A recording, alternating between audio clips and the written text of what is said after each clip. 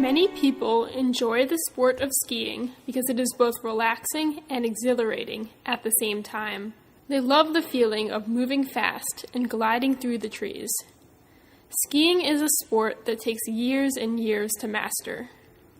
Even though it is fairly easy to pick up, it is extremely technical, and a skier can spend a lifetime trying to perfect his or her technique. This video will help unravel some of the physics behind skiing. An understanding of the mechanics will help skiers better understand the interaction between gravity, the snow, their skis, and their body. While there are many components to having excellent skiing technique, turning is among the most important. For example, experienced skiers strive towards making a perfectly carved turn. A perfectly carved turn is made while only one edge of the skis is making contact with the snow, and the whole length of the ski follows the same path, making railroad tracks in the snow. This minimal contact minimizes the friction between the skis and the snow, meaning the skier loses less energy as he makes his way down the slope. In order to make this happen, we will investigate the important physics concepts behind making a perfect turn. First, we will look at the concept of conservation of energy. For now, we will assume friction between the skis and snow, air resistance of the skier, and electrochemical energy absorbed by the skier's body are negligible. At the top of a hill, where the skier begins standing still, all of his energy is in the form of potential energy. This means that since the skier is at a high elevation, he has the potential to accelerate due to gravity.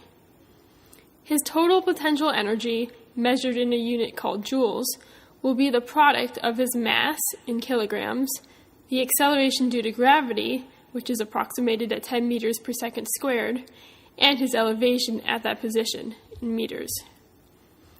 If a skier of weight 50 kilograms is standing at the top of a mountain of height 500 meters, we can solve for his potential energy to be 250,000 joules.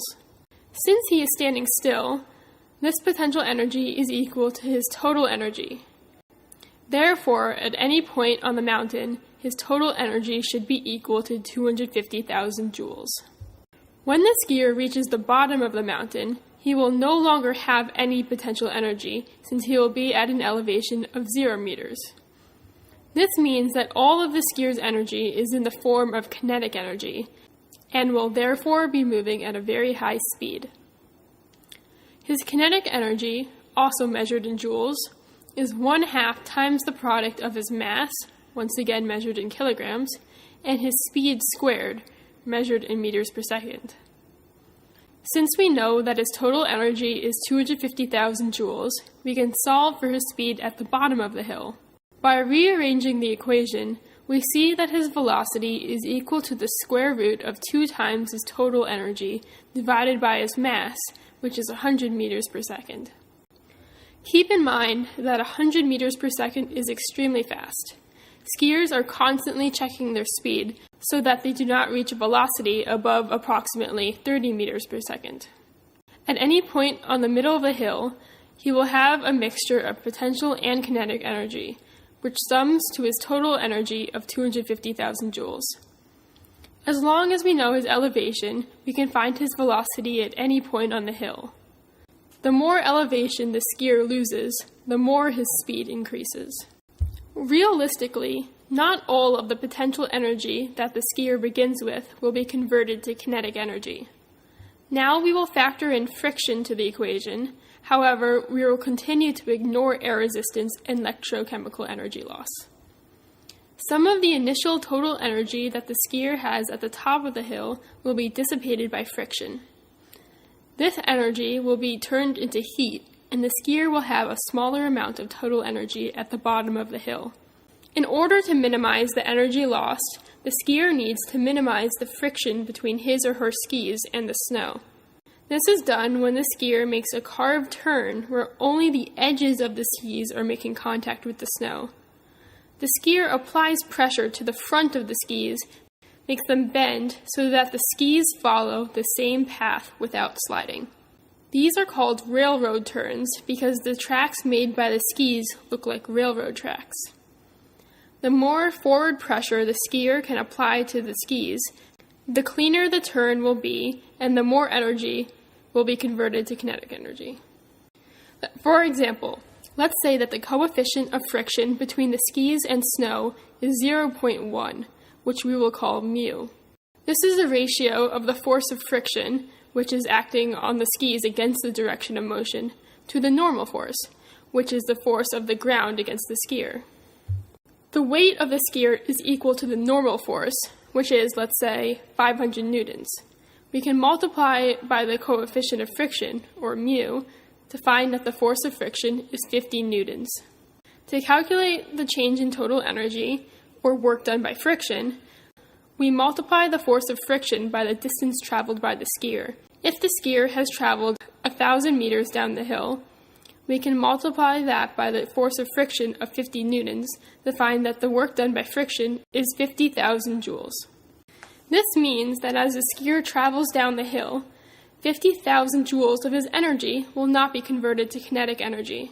In order to understand this in context, in the previous example we found that the skier began with a total of 250,000 joules of potential energy.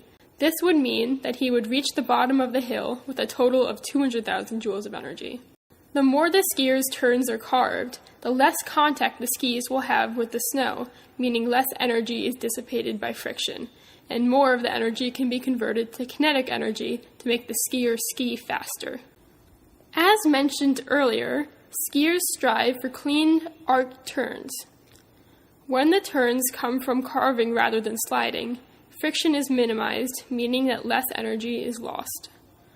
To make these arc turns, the skier must apply forward pressure to the skis so that they bend to make an arc.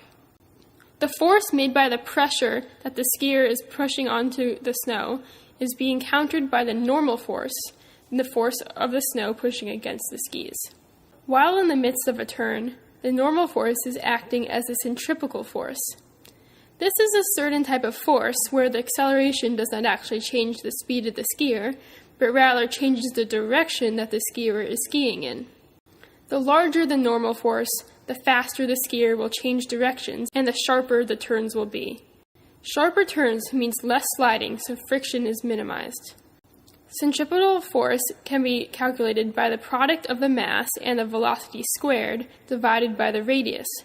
So in this case, the radius of the turn is equal to the mass of the skier times the speed of the skier squared divided by the normal force of the snow on the skis. The skier should strive towards applying pressure to the front of the skis so that he can make tighter, more carved turns. Understanding all of these concepts can greatly improve one's skiing ability and technique. Many forces affect skiers as they make their way down the hill, so it is beneficial to understand how to maximize the helpful forces and minimize the prohibiting forces. In general, these physics concepts are very applicable and are very relevant to many of the phenomena around us. If you try and pay attention to more of the motions in the situations surrounding us, you may notice and understand more of the physics that makes things act the way they do.